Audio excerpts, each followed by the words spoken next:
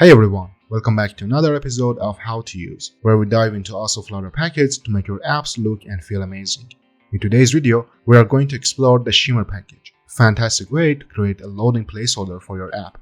Let's jump right in. The Shimmer effect is a popular UI pattern that gives a sense of loading or waiting for a data to appear on the screen.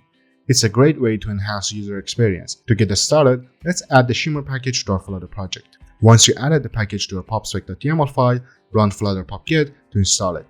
Now we are ready to implement the Shimmer effect. Let's start with a simple example. We'll apply a Shimmer effect to some text to simulate a loading placeholder. In this example, we are using the Shimmer.FromColors widget to create a Shimmer effect. The base color represents the background color, while the highlight color is the moving shimmer. Here, we applied it to a simple loading text. You can customize the colors to match your app's theme. Next, let's apply the Shimmer effect to an image placeholder. This is particularly useful when you're loading images from the internet. You want to show a nice loading animation while the image is being fetched. In the scope, replace the text with the container widget to simulate an image placeholder. This container has a specific width and height, and the Shimmer effect runs over it to indicate that an image is loading.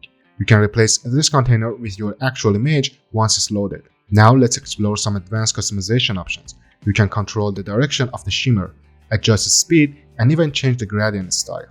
Here we added two new properties, direction and period. The direction property lets you control the flow of a shimmer, left to right, right to left, top to bottom, etc. And the period property allows you to adjust the speed. Play around with the settings to find what works best for your app. Finally, let's see how this Shimmer effect can be applied in a real-world scenario. Imagine you're loading a list of user profiles from an API. You can use the Shimmer effect as a placeholder for each profile until the data is finally loaded.